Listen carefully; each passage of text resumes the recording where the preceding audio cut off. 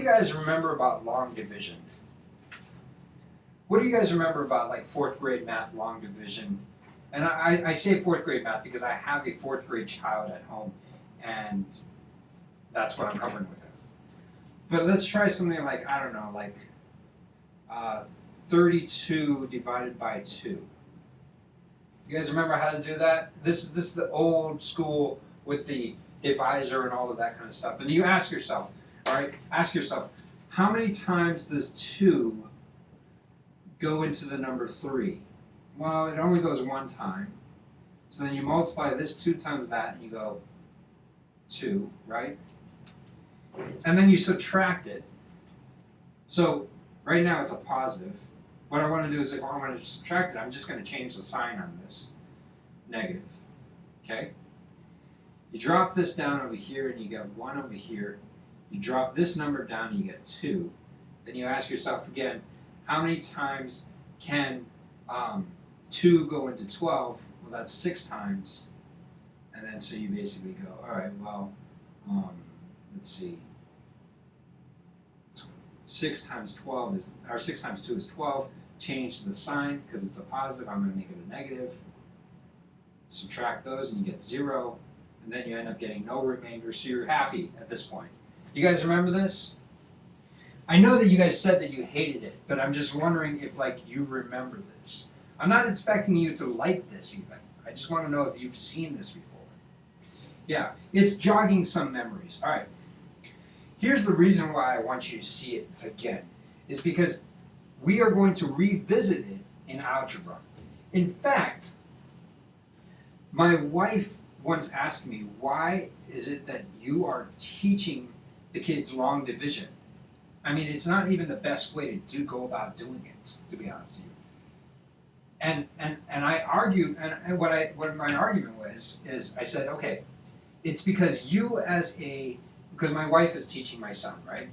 And I said, it's because you as a teacher, I'm talking to my wife, don't necessarily understand everything there is to know about math, because you're not a math major.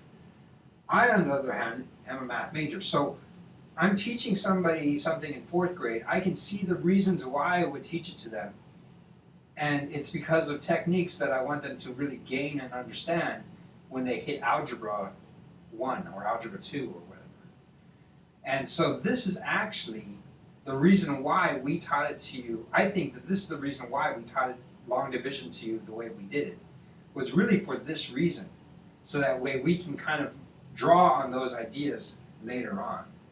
So really, I'm answering for you one of those age-old questions of why the heck did I learn it, and why the heck did I learn it this way?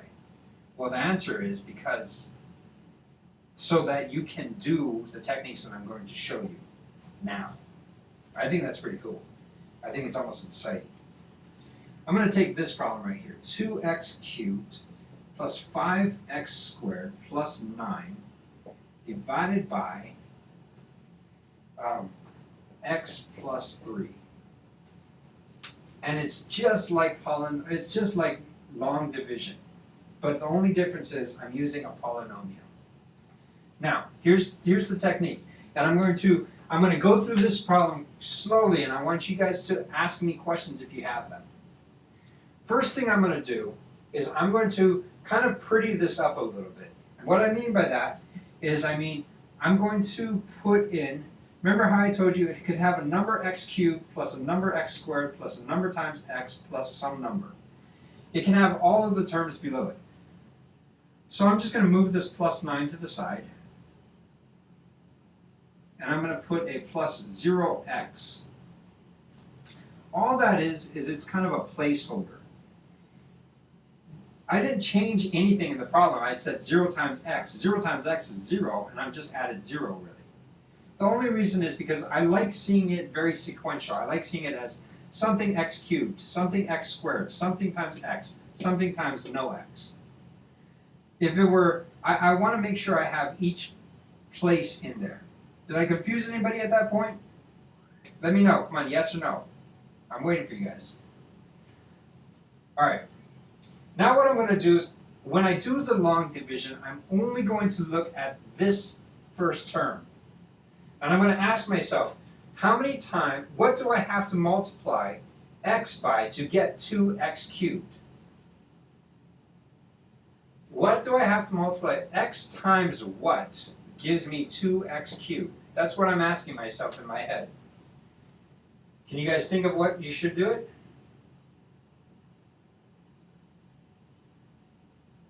2x squared. Exactly. Very good, Elijah. So I'm going to put a 2x squared on top. It's just like what we did earlier. Now what I'm going to do is I'm going to multiply this by 2x squared, but I need to remember to multiply everything in here by 2x squared. So I'm going to multiply this by 2x squared and this by 2x squared. Multiplying this by 2x squared, I get 2x cubed. Plus, and if I multiply this by 2x squared, I get 6x squared. Did I lose anybody? Yes or no? Good? All right. Now, I'm going to change the sign on this. I'm going to subtract this. But what I like doing is I like just thinking about going through each of these and changing the sign. So this is a negative and this is a negative. What's nice about that, the reason why I want those negatives is because this minus that is 0, and I kind of want to kill these things eventually. So this becomes 0, this becomes, what is 5x squared minus 6x squared? That's pretty straightforward. It's just 5 minus 6. You're left with negative 1x squared. Now what I'm going to do is I'm going to drop down this 0x. Just like we would have done in algebra, or in just, regular long division. And I ask myself at this point, what do I have to multiply x by in order to make it x squared? Or, I'm sorry, negative 1x squared. What do I have to multiply positive 1x in order to make it negative 1x squared? Come on, you guys jump in. I'm waiting for an answer. And here it comes. Is that possible? Well, yeah, it's totally possible. I mean, you multiplied x by something to make it 2x cubed. You said, hey, there's missing a 2, and you're missing 2 x's. Erica's got it. Exactly, Erica. You need to multiply x by negative x. Because if I take negative x times positive x, that would give me negative x squared. Agreed? Negative x times positive x gives me negative x squared. Yeah, exactly. That's how I got that number up there. So now what I do is I say, all right, I'm going to multiply this thing by everything in here because I need to make sure I distribute that. So I have negative x squared, that would be this times that, plus negative 3x. Is anyone confused as to where I got the negative 3x from?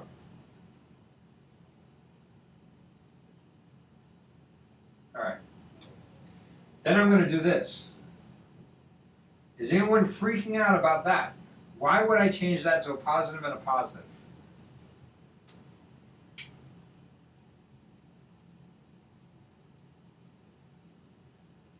It's because I've been very specific about, what I've been doing is I've been very specific about what I've been doing is when I subtract it, instead of subtracting something, I like just changing the signs on all of the terms that are inside of that thing. So instead of putting a big minus sign out here, I'll just change this negative to a positive and this negative to a positive. Now I can add them. And it's nice because negative x squared plus x squared, that's 0. That kills itself, which is what I wanted. But if I drop this down, I'll get 3x. Because 0x plus 3x is positive 3x. Now, what I'm going to do is I'm going to drop down this 9 over here. Plus 9. Now I'm going to ask you one more time. What do I need to multiply x by to make it equal to 3x? The number 3. So let's multiply this 3 in there. And I've got 3x plus 3 times 3, which is 9. I'm going to change the sign on the bottom one. I'm going to add them down, up and down. I get 0, and I get 0. Negative 9 minus 9 is 0. So this, I would argue, is my answer.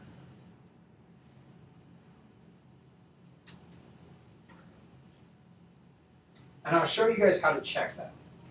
I'm going to erase this bottom part. It's just a bunch of busy work. Actually, you know what? I won't erase it. I'll just move over. Back when we did, I think it was 2 divided by 32 equals 16. If I wanted to check my answer 16, I would simply multiply 16 times 2, and I would get, well, this is 12, and that's 1, and that's 32, right?